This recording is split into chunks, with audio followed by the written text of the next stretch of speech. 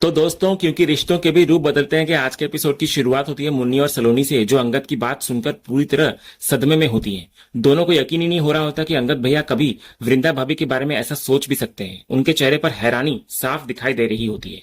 इधर वृंदा टूटे हुए दिल के साथ कहती है उन्हें, जब भरोसा शक में बदल जाता है तब सिर्फ रिश्ते ही नहीं बदलते बल्कि इंसान भी बदल जाता है। उसके मुताबिक कई बार ऐसा क्यों हुआ, कैसे हुआ और कब हुआ, इन सवालों के जवाब भी नहीं मिलते।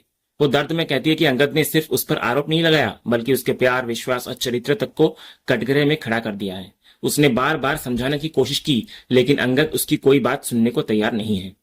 दूसरी तरफ ऋतिक अंगद को समझाने की कोशिश कर रहा होता है। वो उसको याद दिलाता है कि वृंदा सिर्फ उसकी पत्नी ही नहीं बल्कि उसके बच्चों की माँ भी है। वृंदा भाभी वही औरत है जिसने हर मुश्किल समय में उसका साथ दिया था। जब परिवार के कई लोग उससे दूर हो गए थे तब भी वृंदा उसके साथ खड़ी रही। ऐसे में उसके लिए इस तरह की बातें करना बहुत गलत है।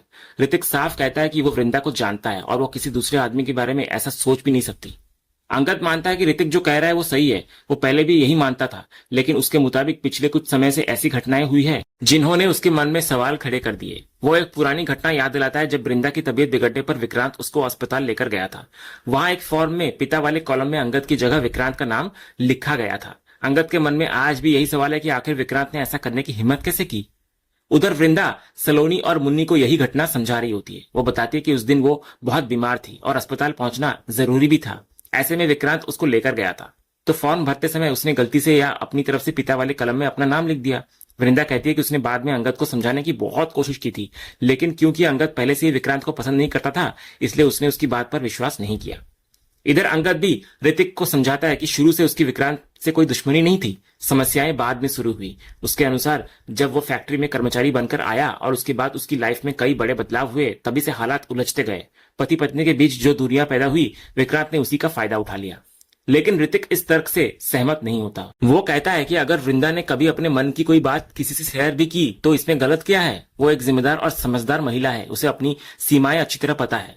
जब अंगद उसके साथ नहीं था तब भी वो पूरी फैक्ट्री और ढेर सारी जिम्मेदारियां संभाल रही थी, इसलिए सिर्फ किसी से बात कर लेने का मतलब गलत रिश्ता नहीं होता।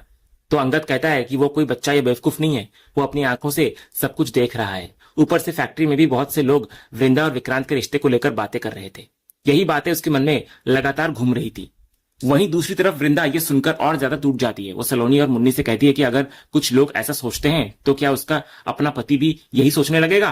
क्या पत्नी पर भरोसा करने की जगह वो दूसरों की बातों पर भरोसा करेगा। इसके बाद वृंदा वो बात बताती है जिससे मुन्नी और सलोनी दोनों अंदर तक हिल जाते हैं। वो कहती है कि अंगद उसको अस्पताल ले गया था और बिना बताए उसका पैटर्निटी टेस्ट करवा लिया था, सिर्फ ये जानने के लिए कि उसके गर्भ में पल रहा बच्चा उसका है या नहीं। ये सुनकर दोनों के चेहरे का रंग उड़ जाता है। उन्हें विश्वास नहीं होता कि अंगद ऐसा कदम भी उठा सकता है। वृंदा भी यही कहती है कि उसने कभी सपने में भी नहीं सोचा था कि अंगद इस पर इतना बड़ा शक कर सकता है। उधर ऋतिक को भी पहली बार पता चलता है कि अंगद ने डीएनए टेस्ट करवाया था। ये सुनकर वो गुस्सा हो जाता है। उसके मुताबिक जब पहले से इतनी परेशानियां चल रही थी तो फिर ऐसा कदम उठाने की जरूरत ही क्या थी। वो सवाल करता है कि आखिर अंगद ने यह फैसला किस आधार पर लिया। क्या सिर्फ लोगों की बातों पर भरोसा करके उसने अपनी पत्नी पर शक कर लिया। वहीं वृंदा मुन्नी और सलोनी को अपना दर्द समझाने की कोशिश कर रही होती है। वो उनसे पूछती है कि अगर देव या ऋतिक ने कुछ उनके साथ ऐसा किया होता तो उन्हें कैसा लगता। अगर उनके पति ये जानने के लिए टेस्ट करवाते कि बच्चा उनका है भी या नहीं तो उन पर क्या बीतती। वृंदा कहती है कि वो पूरी तरह टूट चुकी है, उसके दिल में अब कुछ भी पहले जैसा नहीं बचा। वो ये भी कहती है कि सबसे ज्यादा दर्द इस बात का है कि अंगद ने ये सब उसकी जानकारी के बिना किया, उसे बताया तक नहीं। दूसरी तरफ अंगद अपनी सफाई दे रहा होता है। वो कहता है कि उसने टेस्ट इसलिए नहीं करवाया था क्योंकि उसे वृंदा पर शक था, बल्कि उसका मकसद उन लोगों का मुंह बंद करना था जो फैक्ट्री में वृंदा के बारे में गलत बातें कर रहे थे। उसे भरोसा था कि रिपोर्ट उसके पक्ष में आएगी और वो सबके सामने सच साबित कर देगा। लेकिन उसके मुताबिक सब कुछ उस वक्त बदल गया जब रिपोर्ट उसके खिलाफ आ गई। उसे उम्मीद नहीं थी कि नतीजा नेगेटिव आएगा। वही रिपोर्ट उसके शक की सबसे बड़ी वजह बन गई।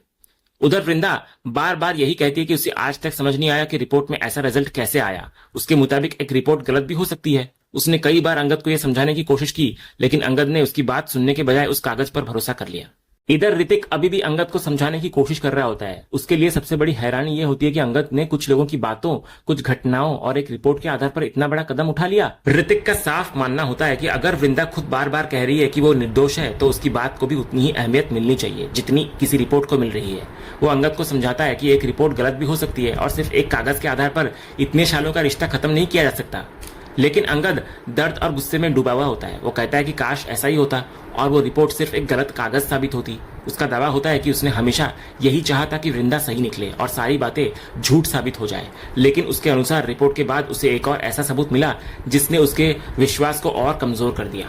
जब ऋतिक और देव उससे पूछते हैं कि आखिर कौन सा सबूत, तब अंगद उन्हें वही ऑडियो रिकॉर्डिंग सुनाता है जिसमें विक्रांत और वृंदा की आवाज सुनाई देती है। उधर दूसरी तरफ वृंदा भी मुन्नी और सलोनी को वही रिकॉर्डिंग सुना रही होती है। रिकॉर्डिंग खत्म होने के बाद उसकी आंखों में आंसू आते हैं। वो कहती है कि उसे आज तक नहीं पता कि ये गंदी साजिश किसने रची। उसके अनुसार किसी ने तकनीक यानी कि एआई का गलत इस्तेमाल करके ये नकली रिकॉर्डिंग बनाई और सबसे बड़ा दुख इस बात का है कि अंगद ने उस पर विश्वास भी कर लिया।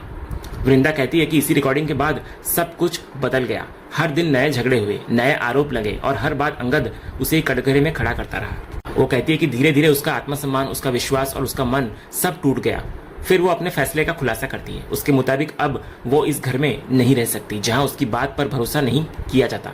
वो साफ कहती है कि जब किसी इंसान को लोगों की बातों, रिपोर्ट और रिकॉर्डिंग पर भरोसा हो लेकिन अपनी पत्नी पर न हो तो ऐसे रिश्ते में प्यार ही नहीं बचता और प्यार के बिना रिश्ता भी नहीं बचता।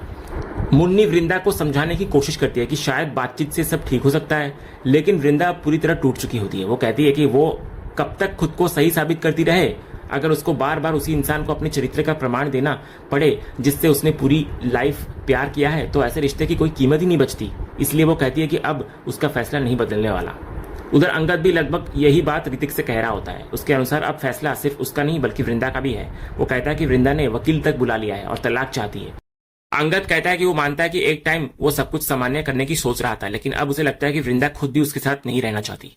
उसके मन में ये शिकायत भी है कि वृंदा ने उनके बच्चों, उनके रिश्ते और इतने सालों की जिंदगी के बारे में नहीं सोचा। उसके अनुसार उसने सिर्फ अलग होने का फैसला लिया है। इसी दौरान अंगद फिर वही आरोप दोहराने लगता है कि वृंदा उसके साथ रहने से ज्यादा अपने गर्भ में पल रहे बच्चे को महत्व दे रही है। ऋतिक तुरंत उसको रोकता है ऐसा बोलने से, क्योंकि उसे लगता है कि अंगद भावनाओं में बहकर गलत दिशा में सोच रहा है। लेकिन अंगद अपने आरोपों को सच मानकर बोलता रहता है।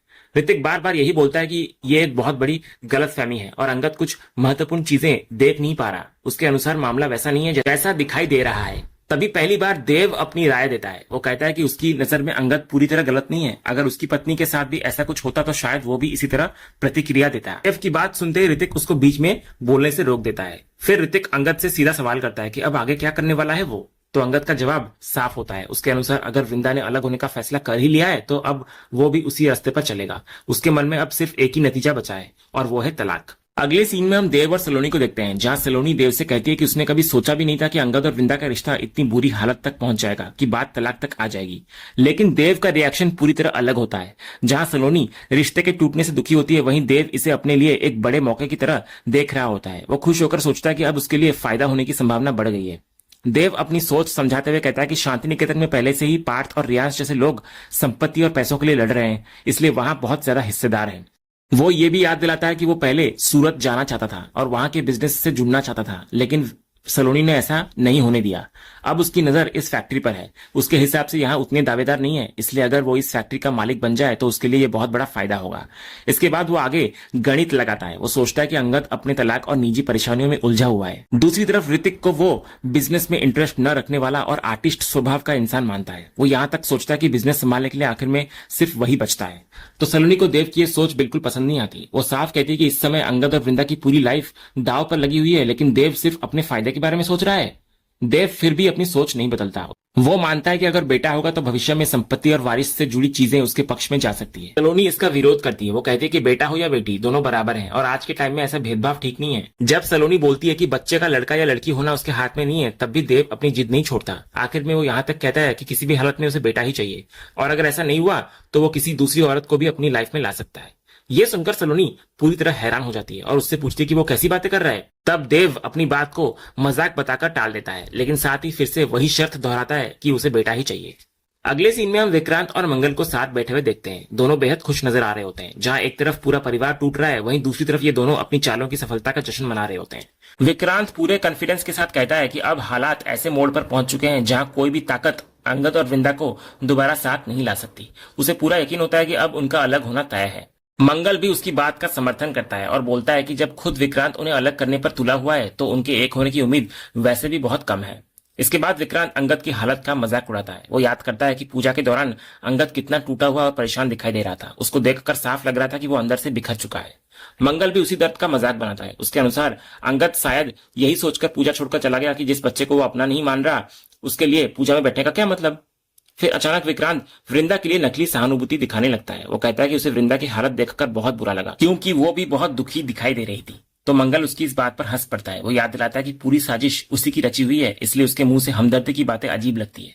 तो विक्रांत जवाब में खुद को पूरी तरह निर्दयी मानने से इनकार करता है, लेकिन मंगल उसकी बात को मजाक में उड़ा देता है। दोनों इस पूरी स्थिति पर हंसते दिखाई देते हैं। जब मंगल उससे आगे की योजना पूछता है, तब विक्रांत बहुत कॉन्फिडेंस से कहता है कि अब उसे कुछ करने की जरूरत नहीं है। उसके अनुसार वो जो चाहता था वो हो चुका है। शक का बीज बोया जा चुका है, अब उसका फल मिलने का समय है। इसलिए उसे पूरा विश्वास है कि अंगद और वृंदा का तलाक होकर ही रहेगा। उधर दूसरी तरफ मुन्नी और ऋतिक इस पूरे मामले को लेकर गंभीर चर्चा कर रहे होते हैं। मुन्नी साफ कहती है कि उसे अब भी विश्वास नहीं हो रहा कि अंगद और वृंदा जैसे लोग अलग हो सकते हैं। उसके लिए दोनों का प्यार हमेशा बहुत मजबूत रहा है। ऋतिक भी मानता है कि हालात बहुत खराब हो चुके हैं, लेकिन वो ये नहीं समझ पा रहा कि अंगद आखिर इतनी बड़ी गलतफहमी में कैसे फंस गया। फिर वो ये भी कहता है कि अब सिर्फ अंगद ही नहीं बल्कि वृंदा को भी अपने फैसलों के बारे में सोचना चाहिए, क्योंकि बीच में उनके बच्चे भी हैं। मुन्नी तुरंत इस बात पर प्रतिक्रिया देती है। उसे लगता है कि सारी जिम्मेदारी सिर्फ वृंदा पर डालना गलत है। वो याद दिलाती है कि बच्चों के पिता अंगद भी है और गलती भी उन्होंने बहुत बड़ी की है। तो ऋतिक उसको शांत कराता है। वो साफ करता है कि वो अंगद का पक्ष नहीं ले रहा, बल्कि वो खुद भी मानता है कि अंगद गलत सोच रहा है और वो उसे पहले ही काफी कुछ सुना चुका है। फिर मुन्नी कहती है कि उसे वृंदा की हालत देखकर अंदर से झटका लगा है। वो बार बार यही सोच रही है कि जिस इंसान पर सबसे ज्यादा भरोसा किया जाए वही अगर ऐसा आरोप लगा दे तो कितना दर्द होगा। ऋतिक भी इस बात से सहमत होता है। उसके अनुसार सबसे दुखद बात यही होती है कि दोनों एक दूसरे से इतना प्यार करते हैं, फिर भी आज ऐसी हालत में पहुंच गए हैं। आखिर में मुन्नी एक महत्वपूर्ण बात कहती है। उसे पूरा विश्वास होता है कि यहाँ कुछ बहुत बड़ा छिपा हुआ है। उसके अनुसार मामला सिर्फ शक का नहीं बल्कि किसी गहरी साजिश का है और सच सामने लाना जरूरी है। इसके बाद कहानी का अगला हिस्सा छत पर पहुंचता है। वृंदा अकेली खड़ी होती है। उसके मन में अभी भी अंगद की कही हुई सारी कड़वी बातें घूम रही होती है। हर शब्द उसे बार बार चोट पहुंचा रहा होता है। तभी वहां अंगद आता है। तो वृंदा उसको देखकर हैरान होती है और पूछती है कि वो यहाँ क्यों आया है। तो अंगद का जवाब बहुत ठंडा और ताना मारने वाला होता है। वो याद दिलाता है कि ये उसका घर है और घर के किसी भी हिस्से में जाने के लिए उसे किसी की अनुमति की जरूरत नहीं है। वृंदा भी पीछे नहीं हटती। वो साफ बोलती है कि अगर उसे पहले से पता होता कि अंगद वहां आने वाला है तो वो खुद वहां रुकती ही नहीं। ये सुनकर अंगद के अंदर का दर्द फिर बाहर आ जाता है। वो कहता है कि उसे अच्छी तरह पता है कि अब वृंदा उससे दूर रहना चाहती है। उसके अनुसार अब उसकी लाइफ का सबसे बड़ा उद्देश्य उससे दूर जाना और उससे बचना बन गया है। फिर अंगद अपने टूटे हुए दिल की बात कहता है। वो आरोप लगाता है कि अगर वृंदा को उससे इतनी नफरत थी तो उसे बहुत पहले कह देना चाहिए था। कम से कम वो खुद ही दूर हो जाता। उसके अनुसार उसको सबसे ज्यादा तकलीफ इस बात की है कि वो खुद को ठगा हुआ और बुरी तरह आहत महसूस कर रहा है। तो अंगद की ये बात सुनकर वृंदा कुछ पल के लिए पूरी तरह स्तब्ध रह जाती है। और इसी सीन के साथ आज का ये एपिसोड यहीं पर खत्म होता है। तो दोस्तों, आपको आज के एपिसोड का अपडेट कैसा लगा, अपनी राय हमें कमेंट बॉक्स में जरूर बताएं। अगर आपको आज का ये वीडियो पसंद आया तो वीडियो को लाइक और शेयर जरूर करें और ऐसे ही लेटेस्ट एपिसोड के अपडेट जानने के लिए हमारे इस चैनल को सब्सक्राइब करना ना भूलें और बेल आइकन को भी जरूर दबाएं। हम मिलते हैं अगले एपिसोड के अपडेट के साथ। तब तक के लिए धन्यवाद।